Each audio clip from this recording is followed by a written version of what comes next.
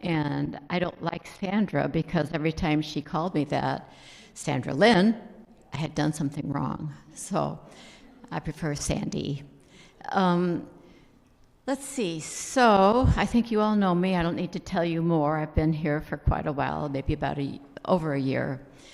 This story is one that Rosie wanted me to tell you tonight because I had told a little bit of it in Sophie's when she was there, and she loves this story, so I'm going to tell it for her, but you could all eavesdrop. So my father used to ride me on the back of his motorcycle, and I loved that. His favorite motorcycle was an Indian, but I didn't know about motorcycles then. I don't know about them now. And my desire to own my own bike and to ride it by myself is long-lived. But I was busy, and it's not something that you think of doing as a woman, especially back then. And so it just kind of festered and festered in me. And I told my good friend, Linda, I want to ride a motorcycle someday. She said, Sandy, don't do that. You're going to get hurt. And I can't let you do that. So I'd listened to this for years. We've been friends for years and years and years. But I turned 50, something just kind of happened inside of me. I thought, if I don't ride a motorcycle now, I'll probably die never riding a motorcycle. So I had told her about it. I'm going to go and buy a motorcycle. No, don't do that. So I hung up the phone and drove over to Honda House and bought a motorcycle. And I couldn't ride, but I just needed to get that first. So I got a little 250 Rebel, and I found a friend who knew how to ride motorcycles, and he went over and rode it back to my house, and I put it in the garage. And at that point, I had, I lived alone for 40 years, so I loved my house. I lived there for 24 of them. And I had boarders, and one of these boarders knew how to ride a motorcycle. And I asked, do you think there's any chance that you could teach me how to ride? And so he said, sure, come on. So we went out into the alley, and he showed me how to shift and what does what. And he said, well, give it a try, and I'll just walk beside you.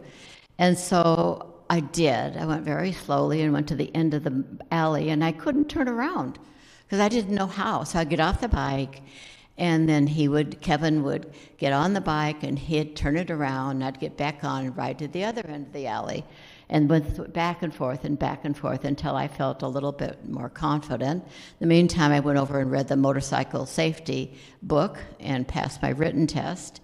And then you have to have a license. In order to get a license, you have to take the motorcycle safety course.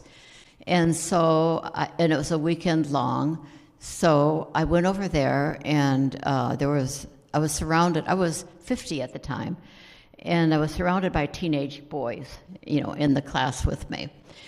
So I just kind of sat there, and when it was time to, they supplied the motorcycles. I didn't use my own, and we went over to the course, and so the course was set up so you had to make turns, and you had to go stop, and you had to do this and that and the other thing. And all of a sudden, there was just kind of a little bubble that grew in me, these kids, these young guys. So when I started turning corners, I would make it go faster and make my back end swish, and then go back, and then I'd do the same thing. And the instructor was about my age. He said, you better slow it down, Sandy. You're slowing these kids up. They're not liking this at all. I said, I can't help it. So I passed the motorcycle safety class and got my license. And then I was free. I could do what I wanted to do. I could ride my bike. And I had a couple of favorite places I liked to ride. One of them was I lived in St. Cloud, and one of them was down Highway 61 by the river. And before I left, I would put my mystery book and my wallet in my backpack, and I would ride down Highway 61. And then at some point I would turn towards Wisconsin, and it was just such a beautiful ride. And there was a motel there. So I decided, okay, so I'm going to stay at the motel. And I did, and I read my mystery book at night, and I went over and had a dinner, and then I had breakfast at the restaurant, and then I rode my motorcycle back. And I loved it. I did it several times. And I met a group of women who met at the park at Lake George, and they called themselves the Women Who Ride with the Wind Motorcycles Club. So I got to know them, and I joined. So what we would do is we would take off, and oh, by the way, I was 50, and I was round, much heavier than I was. I was up to about 185. I'm 120-something now. You know, I was a hefty girl, hefty woman. And they were sleek Amazons, and they had these big bikes, and a Rebel 250 is short, and I'm short, and they're tall. Their bikes were tall. So I was very different from they were. So I would ride, and my little 250 couldn't ride very fast, but we'd go up to Little Falls and go to the Dairy Queen, and we'd ride back, and I got to know them. We did this every Saturday. And I liked being in the phalanx of women on bikes, you know. There's just something about, you know, seeing these women around me. And along Highway 10 is the train tracks go. And we would wave to the engineer, and he would wave back. And I just felt this surge of, this is so cool kind of feeling, you know. And so one day they decided that they were going to, have you ever heard the Beach Boys song, Little Honda? Yeah, that's what I kind of felt like, you know, revving it up, you know. And so they decided they wanted to go, I don't know quite where it was, but it was south, and they had to use the interstate. And they were saying, let's open these babies up. I want to go on the interstate. Come on. I said, well, because I wouldn't be able to keep up with them with my little Honda. And I like to ride back roads. So I said, I prefer to ride back roads. They said, all right, we're going to compromise. We're going to ride the back roads down there, then we're going to ride the interstate back. I said, all right. So, you know, when we rode the back roads down there, and I love laying my bike over on the curves, you know, and going, oh. And when you're on a bike and you pass a cornfield or any kind of farm, the smells are intense when you're on a bike. And when you go into when the road dips down, it becomes a little cooler. I mean, you just really get a sense of where you are with this riding a bike. So, okay, we're on the interstate, and we're riding, and I'm in the back of the line, of course. And so they're riding along, and I'm trying hard to keep it up, keep going. And I decided that it was one of that bubble again. That bubble just rose up in me again.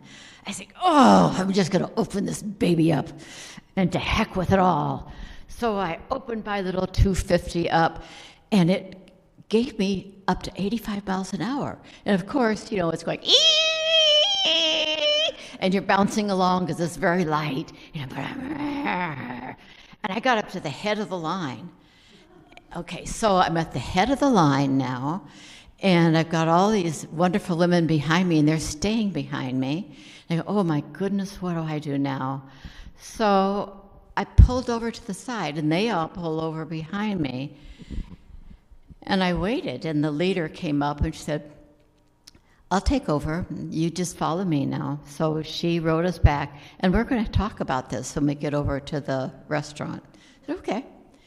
So we went over to the restaurant. You know, we had to park our bikes in that little, you know, you got to do it diagonally, and that was always a challenge for me.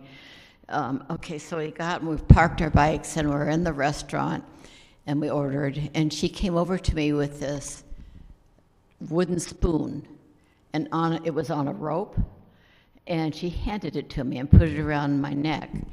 And she said, "Sandy, do you know where you're getting this?" I said, "I have no idea." And she said, "Well, we give this to people who've done the most stupid thing." So I said, "Oh." So I wore my wooden spoon, and I had a story to tell. And that's my story. Oh. Thank you, Rosie. This was for you. What a bunch of wild women we are, huh? Would you like to come up and play?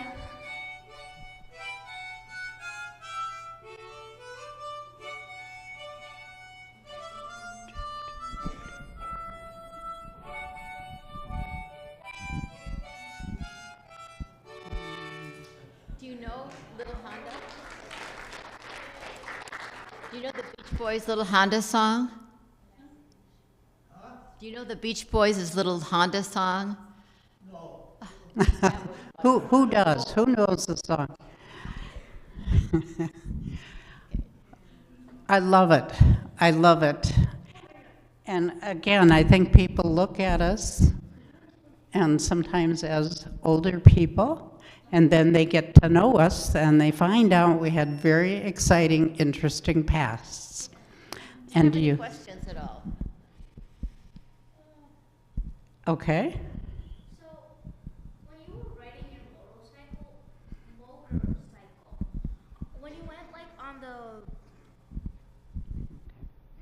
when you were riding on the, like the, not the back road, the other one, was it like scary? No. Addie wants to know if it was scary. It wasn't, Addie. It wasn't. It's just like a freeing situation. You just feel so free. And I loved it when there were curves. And like I said, I would lean my bike into the curve and then into the next curve. And it wasn't scary. No. But don't get any ideas. It was wonderful, Addie. Another question. Did you wear a helmet? Always I wore a helmet. Always. Even with a face mask, I wore helmets.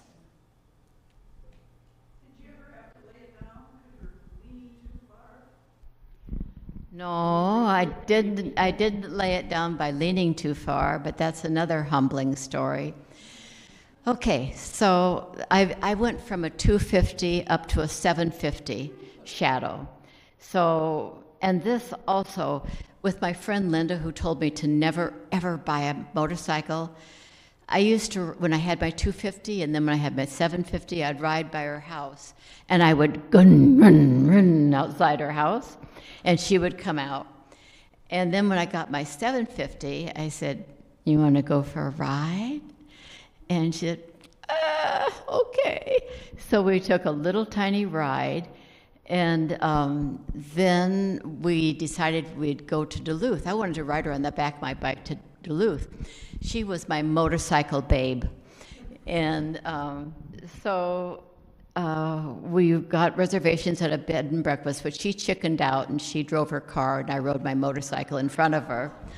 But when we got to Duluth, she got on the back of my bike and we rode around Duluth a little bit. But I tell you, those hills in Duluth where there are stop the red lights, that was awful. I was so afraid that I wouldn't, I wouldn't do it right. I it's just, I was not comfortable at all. But we had no problems with that. And when I did lay my bike down, it was stupid, another stupid thing. So I was pulling up for some gasoline, and it feels also empowering when you just take the gas pump off the hook, and then unscrew this, and then fill it up, and then put it back on, and then it's time to go pay. Well, I got off my bike and went in, started to go in, but I had forgotten to put the kickstand down. So that's when I laid my bike down. It fell. Yeah. But that's the only time. Anybody else? Other questions? I want to add on just a little more story about my trip to Germany that time. I want to go over here and listen to you. Okay. After we picked up the cars in Munich, we were driving to a small town called Ruhpolding, but we had maps that said, Munich and then Ruhpolding, and it had the Autobahn. It was about a 2-hour drive, and it said Ausfahrt, which meant exit, and then Ruhpolding. So we got there, other people got there, this other couple, I don't know when they got in, but the next morning, this guy was probably at least Mike's size, if not bigger, and his wife was smaller than Sandy, and she's laughing her head off, and he's like, "Grr." And so we asked what happened. Well, apparently he had the map, and he was the man, and took them hours to get to Ruhpolding because every time he saw a sign for Auffahrt, he got off. And he thought he was looking for a town named Ausfahrt. And then he would get out of his car and he'd ask somebody wherever he was, where is this? And they wouldn't speak English. And so, then he'd get back in the car, Ruhpolding, and they'd say, yeah, diese, fahren Sie, and he's like, what? So they get back in the car and go on, they see another sign for Ausfahrt. He decided that was the biggest city in Germany. And all of these were exits to the town called Ausfahrt. So we had a good laugh at him, and he didn't appreciate. You can see, again, another example of stories that everyone here has, experiences that the rest of us like to hear. We do encourage any and all of you to step forward, come to Sandy or Judy or Mike, and let them know that I'd like to share a story, and they'll find a date for you. Next month, February, the third Monday night again, is going to be 2 people. One is Orion's granddaughter, who has written something that she would like to share. And who is the other? Does anybody remember? Wait, yeah. Oh, it's Judy. Judy, our very own Judy. So, and what's your topic?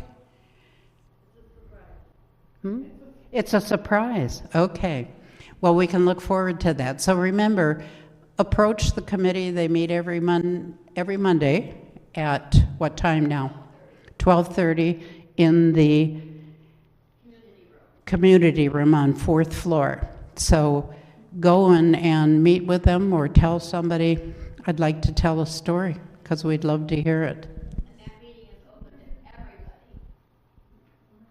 Say that again. That meeting is open to everybody. That meeting is open to everybody on the Mondays, yes. So you can come, listen, get an idea of what it's all about, share that you'd like to share a story.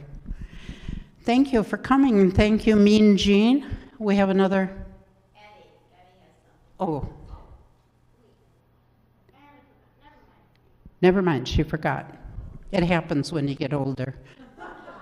You start to forget things.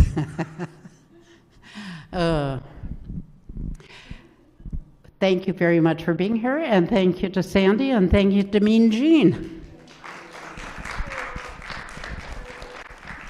And thank you, Ernie, for the music. Thank you, Ernie. That was a fun surprise.